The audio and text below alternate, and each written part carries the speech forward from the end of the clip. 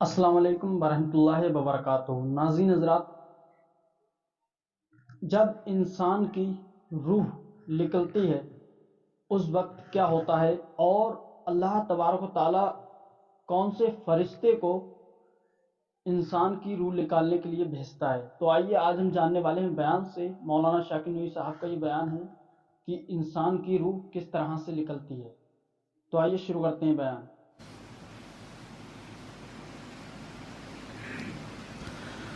تو یہاں یہ بات ذہن میں رکھنی چاہیے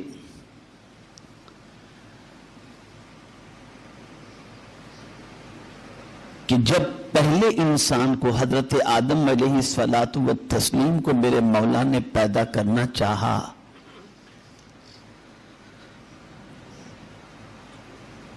تو رب قدیر جل جلالہ نے روئے زمین کی بہترین مٹی کو حضرت اسرافیل علیہ السلام، حضرت میکائیل علیہ السلام، حضرت جبریل امین علیہ السلام یکے بعد دیگر سارے فرشتوں کو بھیجا کہ جاؤ زمین سے مٹی لے کر کے آؤ۔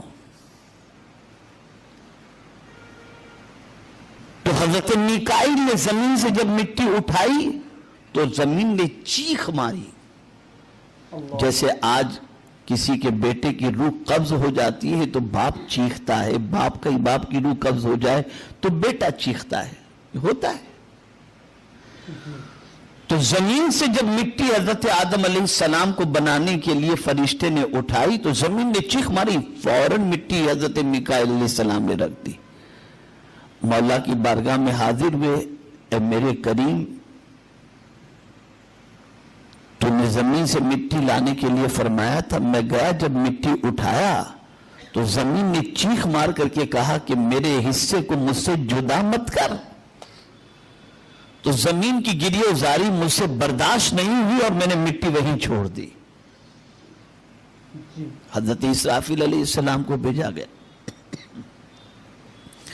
وہ بھی زمین سے مٹی اٹھائے تو زمین نے چیخ ماری، آپ نے بھی چھوڑ دی۔ مولا نے فرمایا کیا ہوا اسرافیل، مٹی لے کر نہیں آئے؟ تو آپ نے بھی یہی عرض کیا، مولا زمین رو رہی تھی تو زمین کا رونا مجھ سے برداشت نہیں ہوا، مٹی چھوڑ کے آ گیا۔ حضرت جبریل امین علیہ الصلوۃ والتسلیم کو بھیجا گیا، انہوں نے جب مٹی اٹھائی تو زمین نے چیخ ماری، انہوں نے مٹی چھوڑ دی۔ پھر حضرت اسرائیل علیہ السلام کو رب نے بھیجا، جیسے ہی زمین سے آپ نے مٹی اٹھائی زمین نے چیخ ماری کہ مت لے جا۔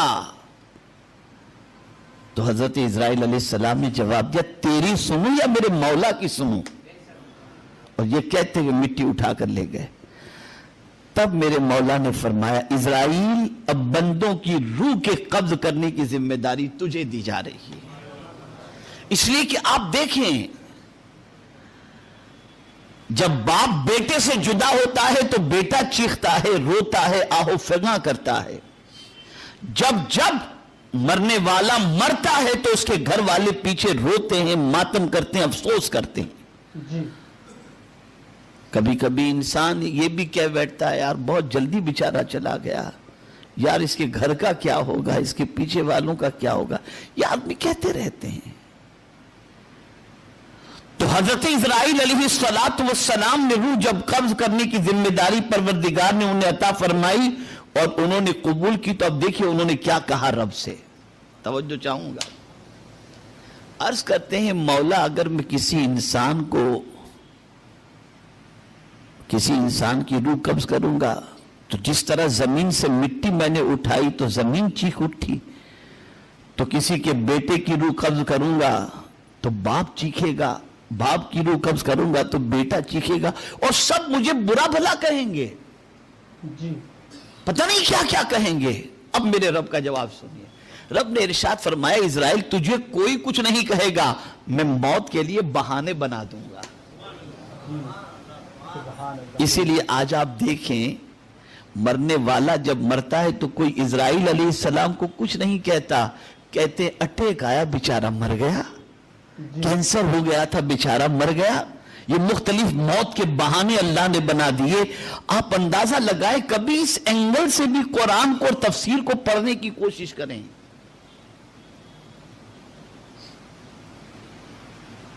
تو مختلف بہانے اس کریم نے بنائے، اور آدمی انہی بہانوں کو، یار یہ اس طرح سے وہاں نہیں جاتا تو زندہ رہتا، وہاں کیوں گیا، یہ ساری باتیں ہونے لگتی ہیں۔ اور یہ بات یاد رکھیں، جس انسان کی موت قدرت نے جہاں لکھ دی ہے وہیں اس کی موت آئے گی۔ حضرت سلیمان علیہ السلام کی بارگاہ کے اندر ایک صاحب تشریف فرماتے، اور حضرت اسرائیل علیہ السلام تشریف لائے، اس بندے کو دیکھ کر گھر رہے تھے، بندہ گھبرا گیا۔ حضرت سلیمان علیہ السلام نے دیکھا کہ یہ بندہ گھبرا رہا ہے، اور بندہ عرض کرتا ہے کہ یہ مجھے گھر رہے ہیں، یہ کون ہے، مجھے گھر رہے ہیں اس طریقے سے۔ تو حضرت سلیمان علیہ السلام تو فرشتے کو پہچان کے کہا کیوں گھر رہے ہو؟ کہا حضور 1 منٹ کے بعد اس کی روح مجھے چائنا میں قبض کرنی ہو، یہیں بیٹھا ہوا ہے ابھی تک، اس لیے اس کو گھر رہا ہوں۔ پھر ہوا کے دوش پر پروردگار نے اس کو وہاں پہنچا دیا، اور حضرت اسرائیل وہاں پہنچے اور اس کی روح کو حضرت اسرائیل نے قبض فرما دی۔ یہ قدرت کا سب نظام ہے۔ ہر چیز کے اندر اختلاف ہے، لیکن موت میں کسی کا اختلاف نہیں ہے۔ اس بات کو سب تسلیم کرتے ہیں کہ موت آئے گی اور آئے گی، دنیا کی کوئی طاقت موت سے نہیں روک سکتی۔ تو ہم پہلی مرتبہ جب مردے کو مٹی دیتے ہیں تو کہتے ہیں منہا خلقناکم، اسی زمین سے تم کو ہم نے پیدا کیا۔ یہ رب فرمائے اسی زمین سے تم کو ہم نے پیدا کیا، اللہ نے ہمیں پیدا کیا، اور اسی زمین سے اللہ نے ہم کو پیدا کیا۔ اور پھر جب دوسری مرتبہ مٹی دی جاتی ہے تو کہا جاتا ہے وَفِيهَا نُعِيدُكُمْ، اسی زمین میں تم کو لوٹایا جائے گا، یعنی جس زمین سے تم پیدا کیے گئے اسی زمین کے اندر تمہیں دوبارہ لوٹا دیا جائے گا۔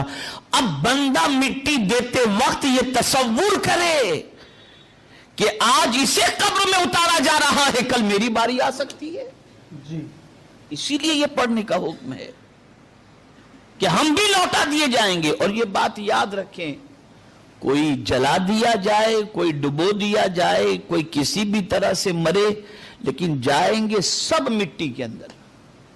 اسی لیے عیسائیوں کے یہاں بھی دفن کیا جاتا ہے، یہودیوں کے یہاں بھی دفن کیا جاتا ہے، کچھ لوگوں کے یہاں جلایا جاتا ہے، لیکن جلانے کے بعد بھی ہوتا کہ راکھ ہی تو بن جاتی ہے، راکھ جاتی کیا اسی مٹی میں جاتی ہے، زمین میں جاتی ہے۔ لیکن یہاں یہ بات ذہن کے اندر رہے کہ زمین احکام الہی کی پابند ہے، زمین اللہ کے حکم کی پابند ہے، بے شک بے شک، اور زمین کو مولا جیسا حکم دیتا ہے زمین ویسا ہی کرتی ہے۔ آپ کو میں سمجھاتا ہوں، ایک لہیم شہیم انسان انتقال کر گیا، آپ کاندھے پر اٹھا کر کے لے گئے قبرستان، اسے قبر میں آپ نے اتار دیا۔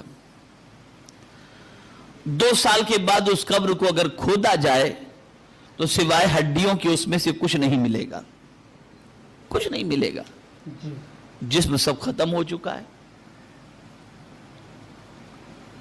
لیکن یہاں یہ بات ذہن میں رہے کہ ہر مرنے والے کو قبر نہیں کھاتی، بے شک۔ اور اگر کوئی کہے کہ ایسا کیسے ہو سکتا ہے تو میں آپ کو دلیل کے ذریعے سمجھاؤں۔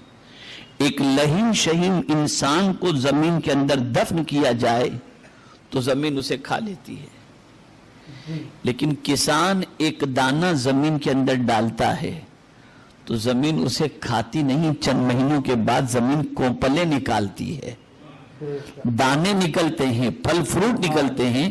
اے زمین، انسان کو تو کھا گئی اور دانے کو نہیں کھائی، تو زمین جواب دے گی ہم تیری نہیں سنتے، ہم مولا کی سنتے ہیں۔ وہ جسے کھانے کا حکم دے اسے کھا لیتے ہیں، اور جسے پالنے کا حکم دے اسے ہم پالتے ہیں۔ سبحان اللہ، بے شک۔ تو بیان اچھا لگا ہو تو ویڈیو کو لائک کر دیں، چینل کو سبسکرائب کریں اور بیل آئیکن ضرور دبا دیں تاکہ آنے والی ہر اسلامک ویڈیو آپ تک سب سے پہلے پہنچتی رہے۔ السلام علیکم ورحمۃ اللہ وبرکاتہ۔